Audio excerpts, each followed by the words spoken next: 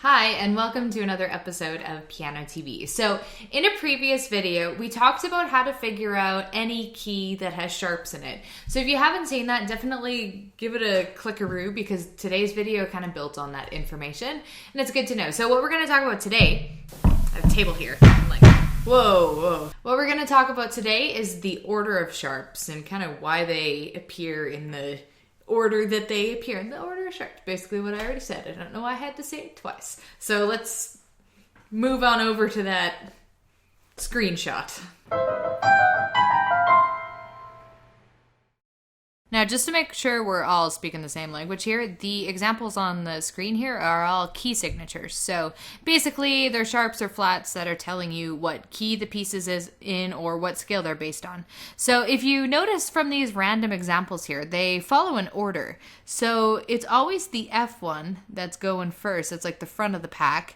And then the next one is a C, and you'll notice that that's always the second one. So it's never random. I mean, you're not ever going to have a key signature with just a C sharp. It's always got to be like building on this very specific order, F, C, G, so on and so on. Here's the order of the sharps as they appear in key signatures. So there's a couple different ways to remember this order if you want to.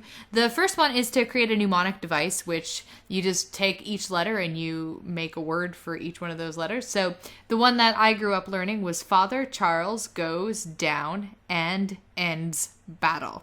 It's a lot catchier than Fakugdaib, so it works better. Another way to remember the order of sharps is to notice the pattern. So F to C is a fifth, C to G is a fifth, and then so on and so on. It's always building a fifth after the other. So if you can remember that the first one is an F, it's pretty easy to figure out the other, what are there, seven? The other seven, just by building fifths.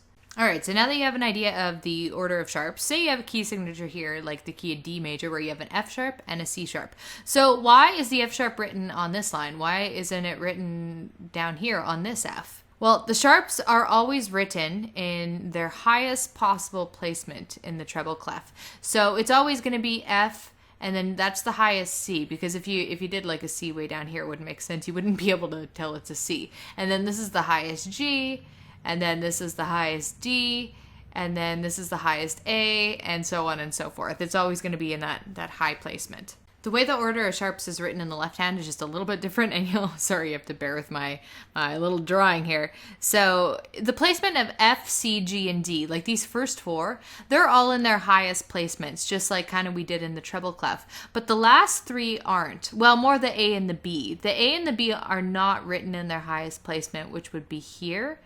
Now, I can't tell you exactly why it's done that way. My guess is because it just makes everything look a little bit neater and leaves more open space in here. You kind of want to like leave this part of the grand staff open. There's also another handy trick to figure out a key signature based on the order of sharps here, if you want a quick alternative to the chart that we talked about in the previous video, which we'll link on the screen here in case you missed that. I think both methods are useful to know. This is the method that I used all the time when I was doing my rudiment exams. So just beginner level theory exams, I found this really, really helpful. So, okay, so say you want to figure out the sharps in the key of G. All you got to do, just use the order of sharps here, is you skip one, you go backwards, you skip one, and the key of G major has an F sharp, okay? So that's the pattern. So say you wanted to figure out the key of A major. You skip D, and then all three of these are going to be the three sharps and flats in the key of A major.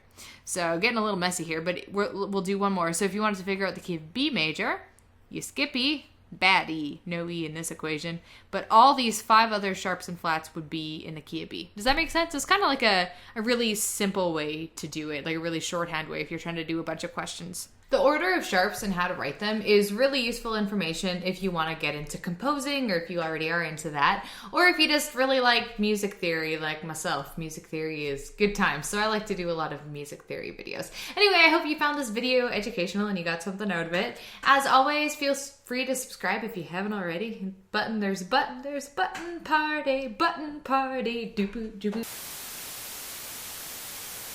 Thanks for watching, and I will catch you next time.